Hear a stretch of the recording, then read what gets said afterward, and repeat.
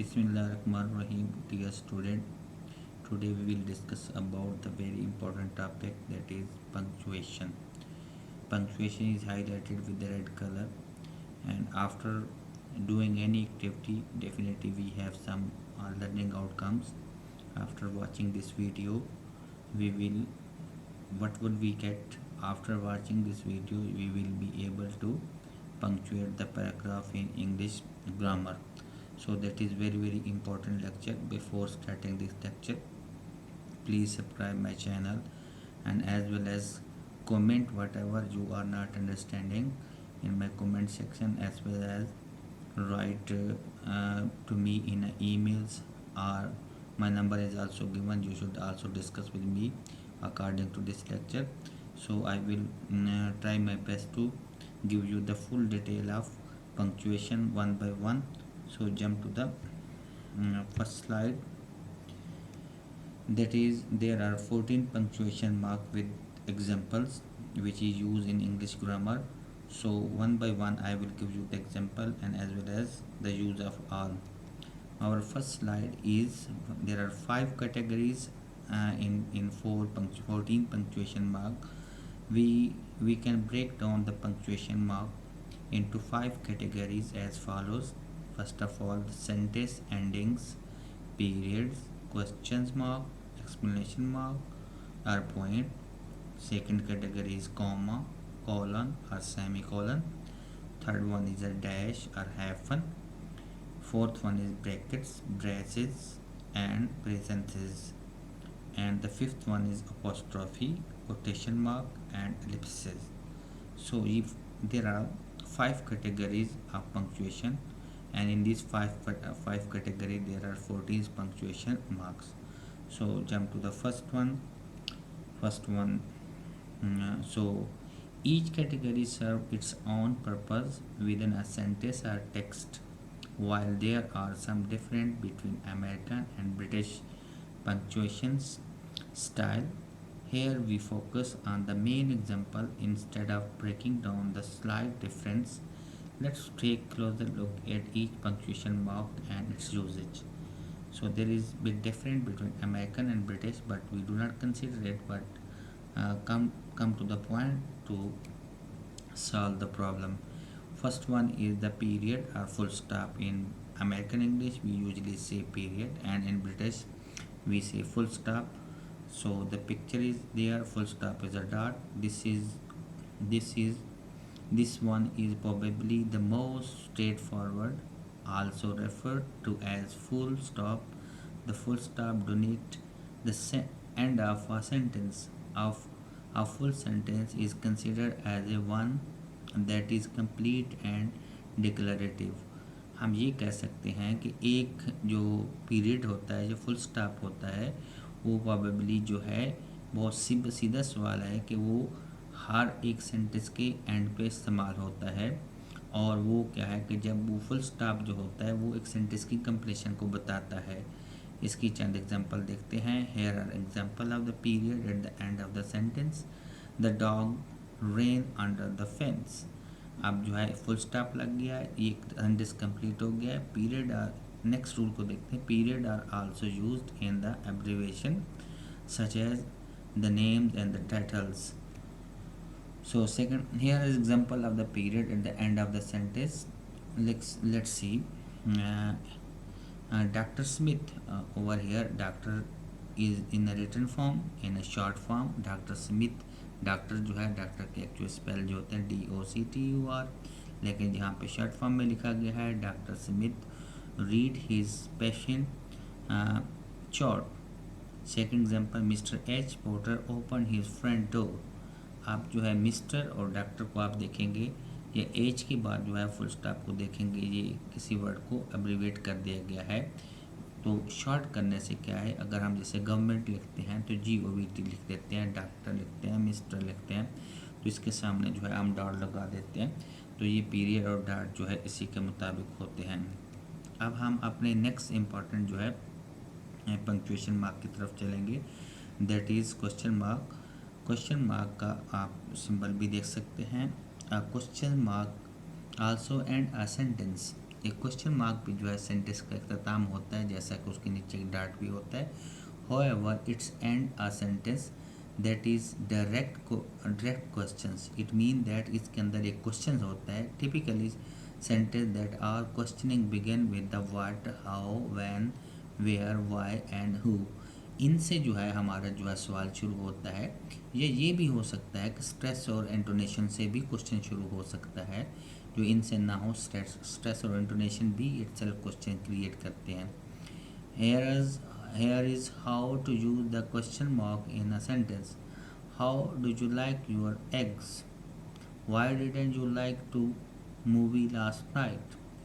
Generally, a question mark is also denotes a shift in tone in a sentence if being read out loud. So this is something that take notes. इसका मतलब ये है कि आमतौर पर जो सवाल होता है वो हम थोड़ा सा जल्दी पढ़ते हैं, उसके ऊपर हम स्टेप बाय स्टेप नहीं पढ़ते. जैसे where are you living, where are you going, what are you doing right now. तो इस स्टेटमेंट को हम जो है वो जल्दी पढ़ते हैं. इस तरह जो है हमारा ये क्वेश्चन बनता है. अब हम अपनी क्वेश्चन मार्क के सामने एक सिंबल है वो मैंने आपको दिखा दिया है. अब हम जो है नेक्स्ट अपने चलते हैं. एक्सक्लेमेशन मार्क्स जो है, एक्सक्लेमेशन पॉइंट भी कहते हैं. एक्सक्लेमेशन मार्क या पॉइंट जो है इसको जो है एक डॉट का इसके आखिर पे इख्तिताम है. एन एक्सक्लेमेशन मार्क पॉइंट और exclamation mark is used eight the end of a sentence when that sentence expresses an intense emotion. It mean that कि अगर एक सेंटेंस जिसके अंदर फीलिंग और इमोशन पाए जाते हों उसको हमने एक्सक्लेमेशन मार्क के ज़रिए जो है ख़त्म करना है. The expression can be a variety of things from the excitement, disgust, anger, Joy और एनीथिंग एल्स. लाजमी नहीं कि एक्सक्लेमेशन जो हो वो खुशी की हो, गम की भी हो सकती है, एंगर की भी, जॉय की, नाराज़गी की भी हो सकती है. लेकिन इसके आखिर में हमें यही पता चलेगा कि ये जो है एहसासात और फीलिंग की बात हो रही है. Expression points are mean to add emphasises to a sentence. इसका मतलब ये होता है कि हम उस सेंटेंस के ऊपर जोर देते हैं. अब हम इसकी एग्जांपल को देखते हैं.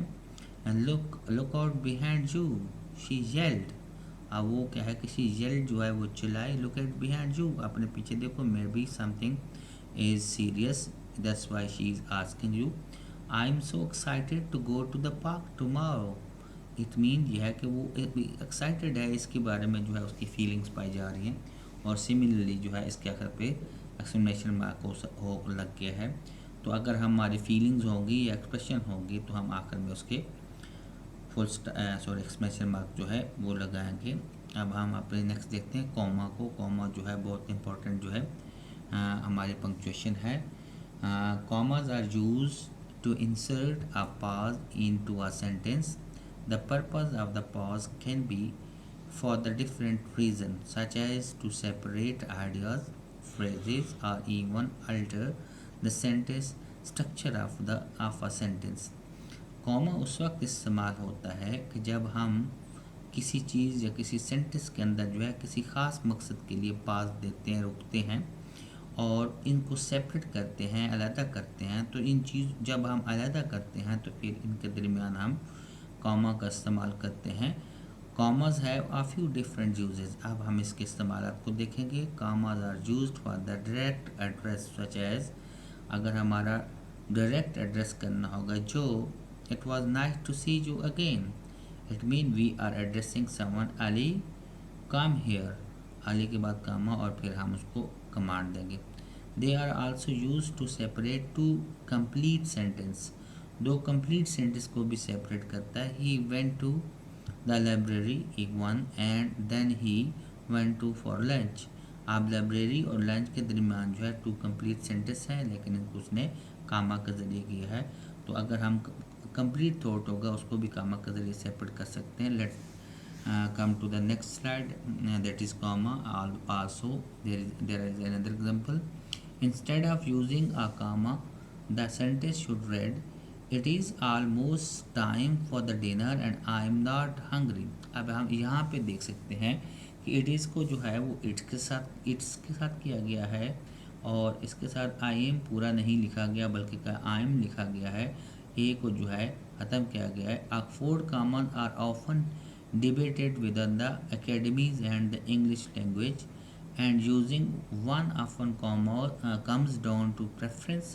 An Oxford comma is when the final comma is placed by the last atom or list. For example, हम जो है आखिरी जो होता है उससे पहले अगर हम ऑक्सफोर्ड ग्रामर्स को देखें तो उसके आखिर में ये होता है कि हम आखिरी जो है जो सेंटेंस की चीज़ होती है उसको डिफ्रेंशिएट जो करते हैं या अलग करते हैं, सेपरेट करते हैं, उसको जो है एंड से करते हैं। He likes to eat fruits, cake, vegetables and pasta. अब इन सारी चीज़ों के एंड पे जो है एंड वाली जो है नॉन है उससे पहले हमने एंड का इस्तेमाल किया है, तो इसलिए आखिर में कामा नहीं लगा है। अब हम अगली जो है पंक्चुएशन को देखते हैं, दैट इज़ कॉलन। कॉलन जो है 2 डॉट होते हैं। A colon has 3 primary uses. One way to use it is when introducing something. अब कॉलन का एक मकसद ये है कि हम कोई भी चीज़ इंट्रोड्यूस कर रहे हों तो हम जो है कॉलन का इस्तेमाल करते हैं। सच एज अ कोट, एक जो है हमारी कहावत भी हो सकती है, कोट भी हो सकती है, एक सेइंग भी हो सकती है, एन एग्जाम्पल भी हो सकती है, आ सीरीज भी हो सकती है, और एन एक्सप्लेनेशन भी हो सकती है। जैसा कि हम एग्जाम्पल में देखते हैं, she took 4 classes last semester. अब उसने 4 क्लासेस लास्ट सेमेस्टर में ली हैं। देन हमने कॉलन लगा है history, biology, arts and economics. ये 4 सब्जेक्ट जो है उसने सेपरेट किए हैं और इससे पहले जो है उसने कॉलन का वर्ड इस्तेमाल किया। फर्दर इसको देखते हैं, a colon can also be use to link to independent clauses if the second clause clarify और complete the first one. For example, ये 2 क्लासेस को आपस में मिलाने के लिए भी इस्तेमाल होता है। जैसा कि हम देखते हैं कि they didn't have time to waste, एक क्लास ये है और आगे उसने कॉलन दे दिया, इट वाज ऑलरेडी लेट, वो क्योंकि पहले से लेट था। अब 2 कंप्लीट सेंटेंस हैं लेकिन इनके दरमियान भी एक कॉलन का इस्तेमाल हमने किया है। So next example, finally a colon can also emphasise a subject in a sentence. अगर एक सेंटेंस के अंदर जो है हमने किसी सब्जेक्ट के ऊपर जोर देना है, स्ट्रेस देना है, एम्फसाइज करना है, तो हम जो है कॉलन का इस्तेमाल करते हैं। जैसे आई ओनली हैड 1 वेजिटेबल्स, आगे कॉलन है ब्रसेल्स स्प्राउट्स। अब ब्रसेल्स स्प्राउट्स जो है इट्स अ वेजिटेबल नेम, सो इसने अलग कर दिया और इसको ऊपर स्ट्रेस दे दिया है, तो इस सूरत में भी हम कॉलन का इस्तेमाल करते हैं।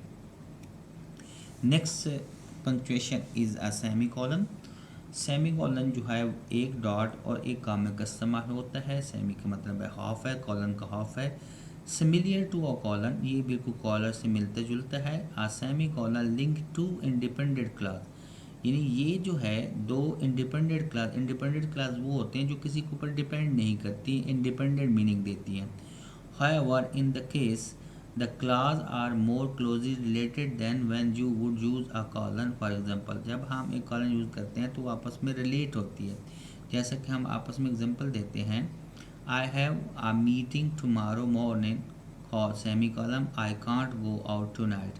ये एक दूसरे के साथ जो है लिंक्ड है, इसलिए हम सेमी कॉलन यूज़ करते हैं, because this information is associated with I can't go tonight के साथ। Both classes are independent enough to be their own sentence, दोनों क्लास जो है अपने ही सेंटेंस देती हैं, अपने ही मीनिंग देती हैं। But instead of using a period, एक जो है फुल स्टॉप यूज करने की बजाय, it is possible to use a semicolon to show both classes are connected. Semicolon use करने से क्या है कि वो दोनों क्लासें एक दूसरे के साथ जुड़ी हुई हैं और उन दोनों के एक दूसरे, लेकिन हैं वो इंडिपेंडेंट, लेकिन उनकी मीनिंग एक दूसरे के साथ कनेक्टेड है। Another less common use of semicolon is within the list that uses comma. However, look at इसको जो है ऐसे भी यूज़ कर सकते हैं। अब हम अगले देखते हैं हमारे जो है punctuation, that is dash. There are 2 type of dash that vary in size and use. 2 किस्म के डैश होते हैं जो कि इस्तेमाल करने में भी मुख्तलिफ होते हैं और साइज़ में भी मुख्तलिफ होते हैं। एंड डैश है typically shorter than the length, ये क्या कि लेंथ से कम होता है। Then en dash is use denotes a range, ये रेंज के बारे में बताता है, such as between two number and dates. For example the company was operational from 1990 that dash then 2000, इन दोनों के दरमियान जो है मिलाया गया है। In other example he took the Chicago dash New York train last night, अब शिकागो एंड न्यूयॉर्क टाइम के दरमियान जो है एक डैश लगा हुआ है जो दो सिटीज़ को आपस में कनेक्ट करता है, यानी ये दो नॉन होता है उसके दरमियान हम डैश का वर्ड जो है लगा रहे हैं। अब डैश से नेक्स्ट चलते हैं, दैट इज़ हाइफन। हाइफन भी डैश की तरह होता है लेकिन आपने डिफ्रेंशिएट करना है, not to be confused with the dash. A hyphen is used in compound, ये कंपाउंड वर्ड्स में यूज़ होता है। कंपाउंड जो होते हैं एक से दो यानी मोर देन टू वर्ड्स हो, कंपाउंड्स होते हैं। Words when two or more words are connected. Here are some example. Affinited word. Step by step. अब आप देखें स्टेप के दरमियान है, फिर बाय के दरमियान है, इसको हम यूँ कहते हैं mother in laws. Ex boyfriend mean to say that जब हम दो सेंटेंस को कंपाउंड वर्ड्स को आपस में कनेक्ट करते हैं we usually use the hyphen. Hyphen का और डैश को आपने ज़रूर डिफ्रेंशिएट करना है इसको इस्तेमाल करते हुए। नेक्स्ट जो है हमारे पंक्चुएशंस का जो है वो ब्रैकेट्स हैं। आप ब्रैकेट्स देख सकते हैं, इसके सिंबल भी। Brackets are use clarify something और for technical terms or explanation.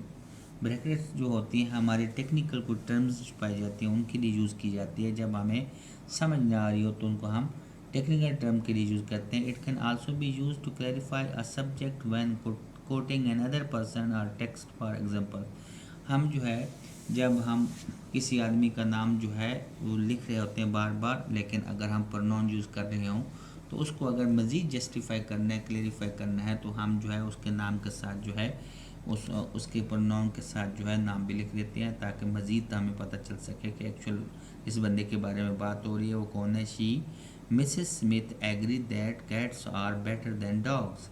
It mean the she और इसके बाद कामक इसके जो है ब्रैकेट्स के दरमियान जो है मिसेस स्मिथ लिख दिया गया है जो कि मज़ीद जस्टिफाई करते क्लैरिफाई करता है शी को। She is Mrs Smith. Adam said that summer is my favourite time of the years. अब जो है इसको इन्वर्टेड कॉमा के अंदर लिख दिया गया ताकि हमें क्लियरली पता चल सके।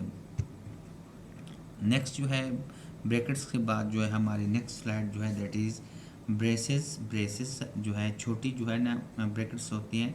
It is unlikely you will need to use by braces very often unless you are writing a mathematical or technical text, क्योंकि अगर हम बहुत कम इस्तेमाल होता है ब्रेसेस का जब तक अगर हम कोई ऐसा टेक्स्ट लिख रहे हो या तो टेक्निकल हो या फिर मैथमेटिक्स यानी रियाजी से रिलेटेड हो।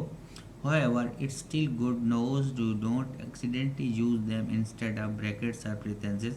लेकिन हम जो है पेरेंथेसिस के अलावा यूज़ कर सकते हैं ये और ब्रैकेट्स भी कर देते हैं, लेकिन ब्रेसेस बहुत कम यूज़ करते हैं। Braces are usually used in the operation. For example जैसे कि मैथमेटिकल जो है 6 है लिखा हुआ, फिर ब्रेसेस है 3x है प्लस है, तो इस तरह का मैथमेटिकल टेक्स्ट जब हम जनरेट करते हैं we usually use braces. So next जो है पेरेंथेसिस है। हमारे जो ब्रैकेट्स हैं बड़े parenthesis are used to supply further detail in or information or as in aside. ये जो होते हैं ये ब्रैकेट्स जो होते हैं ये मज़ीद हमें मालूमात देती हैं टेक्स्ट के रिलेटेड कि मज़ीद हम एक अगर बात करें तो मज़ीद जस्टिफाई करने के लिए ये ब्रैकेट जो है often use replace with the commas and the sentence it would retain in the same meanings. Here as example ये कॉमर्स के साथ भी लिखते हैं Kate who is Matt wife. अब हम देखें केट के बारे में मज़ीद फर्दर इन्फॉर्मेशन दे रही है, जैसा कि हम ग्रामर में जो एपोजिशन ऑफ नाउन की बात भी करते हैं। Mister Kamran the president of the board, अब the president of board is the same one mister Kamran. ऐसा भी हो सकता है likes to go for walk. अब जो है केट्स और ये जो है मेट्स वाइफ जो है ये would be the same, Kate और ये द सेम थिंग, तो इसलिए मज़ीद बताने के लिए इसने ब्रैकेट के अंदर ये डाल दिया है। So jump to the next one that is apostrophe। Apostrophe ऊपर वाला कामा भी कहते हैं। Apostrophe are mean to show that the letter और letters have been omitted and also to indicate the possessive or construction. जैसा कि दो वे हैं इसको समझाने की कोशिश करूँ। अपोस्ट्रॉफी ही होगा कि अगर हमारे कुछ वर्ड जो है उसमें से ओमिट कर दिए गए हैं, छोड़ दिए गए हैं, तो हम ऊपर वाला कामा यानी अपोस्ट्रॉफी भी लगाते हैं। या पोजेशन शो करने के लिए खसूसन मैन की ह्यूमन बेन की पोजेशन शो करने के लिए हम अपोस्ट्रॉफी लगाते हैं। It can also be use pluralize lower case letter. ये क्या है कि प्लुरल करने के लिए भी होते हैं। हेयर आर सम एग्जांपल, जैसे I have been working for home for 6 month, it's great. अब आई जो है, जैसे आई हैव है तो उसने आई किया है, और इट्स है तो इट इज़ है तो इट्स ग्रेट है। रिबेकाज डॉग, अब जो है रिबेकाज की जो है पोजेशन शो करने के लिए उसने अपोस्ट्रॉफी एस रखा है। Had surgery yesterday. All that's left, अब all that's left to do is dot that the is and the cross hit this. अब जो है हम इसके दरमियान जो कुछ लफ्ज़ जो है वो ओमिट कर दिए गए हैं। जब आप ओमिट करते हैं तो उसकी जगह पे हम अपोस्ट्रॉफी यूज़ करते हैं यूजली। नो तो कुछ कोटेशन मार्क कर दिया, दो दो जो है आप ऊपर वाले काम में लगाते हैं। Quotation marks are use to denotes text, speech और word spoken by someone else. It is use to indicate the dialogue. इसका मतलब ये होता है कि कोटेशन मार्क के अंदर जो है किसी और इंसान की जो बात होती है या उसका जो डायलॉग होता है या उसकी सेइंग होती है उसको हम इन्वर्टेड कामा के अंदर लिखते हैं, जैसा कि हम डायरेक्ट और इनडायरेक्ट में भी यूज़ करते थे। जैसे I don't like this said marks. आप देखें एक जो है आप हमारा रिपोर्टिंग स्पीच है, रिपोर्टेड है। रिपोर्टिंग स्पीच के अंदर जो है जो इन्वर्टेड कामा के अंदर होता है उसको रिपोर्टिंग स्पीच कहते हैं। ये देखें इन्वर्टेड कामा को उन्होंने लगा दिया। She told him that she prefer not to think about that. अब जो है इन चीज़ को जो है ये इसके अल्फाज हैं इसलिए उसको इन्वर्टेड कामा के अंदर रखा गया है। Single quotation mark not to be confused with the apostrophe are often used for the quote within a quote। अगर हम जो है एक कोट के अंदर दूसरी कोट लिख रहे हैं तो हम सिंगल कोटेशन मार्क से भी लिखते हैं, क्योंकि हमारी जो है एक ही कोट के अंदर दो चीज़ें हैं। Jill told her mother Jack ran up the hill and she said she was going to fetch a pail of water before the fell। अब जो है इसके अंदर दो सेंटेंस डाले गए हैं तो इसलिए इसके अंदर एक सिंगल के साथ किया गया है और एक डबल जो है कोटेशन मार्क के साथ किया गया है। नेक्स्ट जो है that is the last one, जैसे ellipsis. An ellipsis is a 3 period या 3 dots use together to represent an omission of words और letter. They are often used to jump from one sentence or phrase to another while omitting unnecessary or obvious word. It is also used with quoting someone and unnecessary word are left out। इसका मतलब ये है कि कुछ text जो है जैसे modern text जो है उसके अंदर कुछ बात जो है हम छोड़ देते हैं, उसकी जगह डॉट लगा देते हैं, दैट इज़ अंडरस्टैंडेबल वो होती है। उसकी जगह पे जो है हम डॉट लगने से हमें पता चल जाता है कि एक्चुअल वो बात क्या करना चाहता है, लेकिन वो बात लिखता नहीं है। उसकी जो हम एग्जांपल दे सकते हैं, at midnight she begins to count down 10 9 8 dash. It mean that whatever she was counting 10 9 backward counting 7 6 5 4 इस तरह वो काउंट कर रही है। And then the ball drop when the Martin Luther King said I have a dream. Inverted comma के अंदर दिए क्योंकि उसका जुनाब अल्फाज हैं, he was taking about a civil rights and in the racism. अब जो है जितने भी उनकी कोट हैं उसको हमने इन्वर्टेड कामा के अंदर लिखा है। So jump to the next one, there is a advice at the end of the lecture to warm up. No you have learn more about that are the 14 punctuation mark and you are able to use them, you will be much stronger overall writer। If you are a student who needs some extra help with the grammar or punctuation, you can always find help throughout the school or your university or college। तो this is my advice, मैं आपको ये advice कर रहा हूँ कि आप जो है अगर इसके मामले में कोई है लर्न करना चाहते हो, अगर इसके बारे में पंक्चुएशन के बारे में कोई कन्फ्यूजन है, अगर आप इसको बेहतर कर सकते हैं, बेहतर कर लेंगे तो आपका लर्निंग बहुत बेहतरीन हो जाएगा। If at the end of the session, if you have any question, let me know by email as well as my comment section. I'll try my best to give you your answer. There are my email address and contact number is as well. You can also send me emails by giving me your questions, your observation, and as well as you can also send me by WhatsApp. WhatsApp is also there for your help.